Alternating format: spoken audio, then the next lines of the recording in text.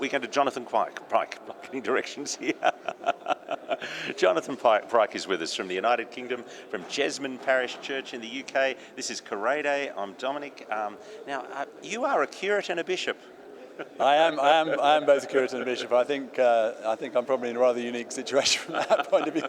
So I'm a bishop, but not a bishop of the Church of England. Right. I was consecrated through Reach, South Africa, but I'm a Church of England minister as well. So unusual situation. And well, now I know that you, as one of the English delegation, will have been watching what's happening in the Church of England Synod very closely, and what's happening here very closely. What's your take on what's a very serious situation? What has been happening in the Church of England is devastating. I just to give a bit of personal history, I almost literally owe my existence to the Church of England, in as much as my grandparents met as Sunday school teachers in a huge Anglican church generations ago. And so I've been Anglican all my life. I owe my whole sort of spiritual life, humanly speaking, to the Church of England. So what's happening is devastating. So there is this kind of institutionalized hypocrisy going on at the heart of the Church of England at the moment, saying on the one hand that the House of Bishops are not seeking to change the doctrine of marriage, but on the other hand, as is absolutely self-evident to everybody, they are, and they're saying that they're making a historic change without changing anything. So it is a very, very serious situation. We have been in impaired communion so I'm senior minister of Jesmond Parish Church up in Newcastle upon Tyne in the northeast of England. We asked for alternative episcopal oversight 25 years ago because we've had revisionist liberal bishops for the last 25 years at Jesmond.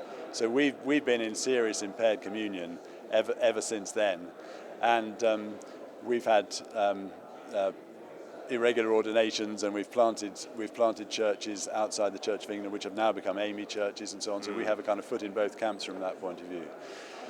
But there's been a sense in which up to now it's been individual bishops. The trajectory has been clear for a long time, so we've seen the writing on the wall. But what's happened now with these proposals from the House of Bishops has taken things to a whole new kind of catastrophic level, really, as far as the Church of England is concerned. So we need to.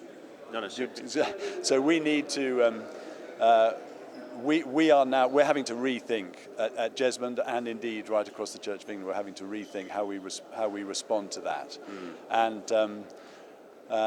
we've come to the conclusion. So we've had what you might call informal episcopal oversight from bishops who've been an enormous blessing to us over the years. From Reach, really. Yeah. From Reach, but others as well, retired Anglican communion bishops and so on. So various bishops have helped us over the years in all kinds of ways.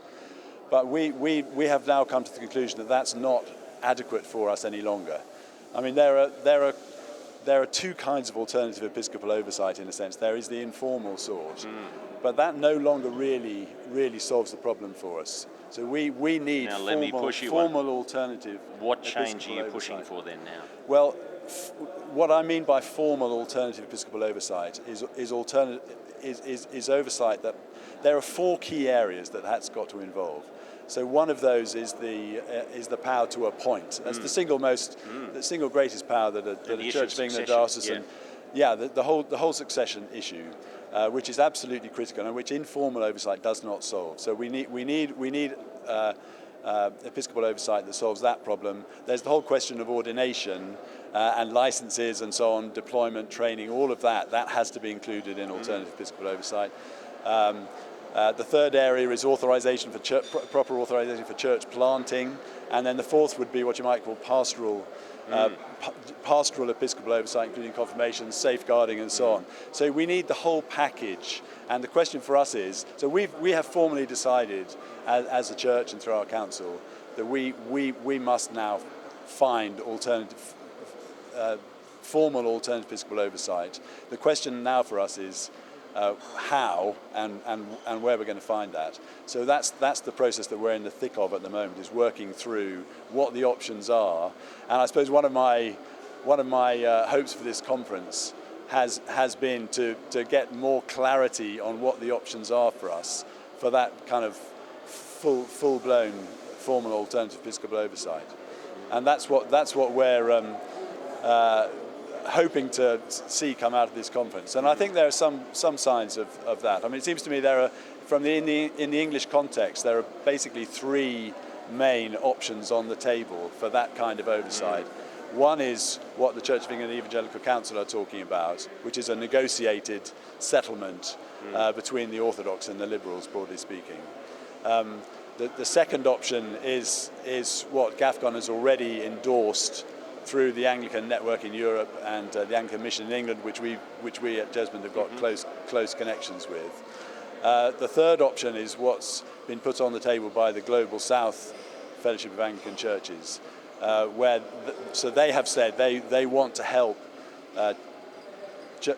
English parish, Church of England parish churches, which are Orthodox churches which find themselves in revisionist contexts, and it's not quite clear yet what that is going to mean, and I'm hoping that there'll be a bit more clarity about that. It's really encouraging to see the way that there's good collaboration and increasing collaboration, it seems to me, as a kind of outside observer between the Global South and Gafcon. It is marvellous, and that's a great help to us. But that's what we're trying to do. Is the question for us now is not whether we need alternative episcopal oversight, but where we find it. Yeah. Curate. All right. Just want to ask how the English delegates are reacting to Gafcon 4. Well, I can't speak for the English delegation. I mean, we'll see what happens with the statement when that comes out. But I'm hoping that it'll be a strong and clear statement. And I mean, my impression is that in fact there's a great deal of consensus within the English delegation. Obviously, there's a range of views about how we respond to what's happened. There are those who want to stay and fight, and I kind of have a foot in both camps myself. So I understand that. I understand the force of the argument for doing that. The critical thing for those who stay, of course, is that there is proper contending for the faith and proper fighting in a very, very difficult situation. Yeah. There are those who've already left. There are those, and in a sense, we're in this situation, who are just trying to figure out what the right response is going to be. But on the fundamentals, there actually is a very encouraging consensus of view. I think what the House of Bishops has done has really shocked people. I mean, in one sense, we've seen it coming, but when it happens, it still is a great shock, and I think that has kind of galvanised people in England.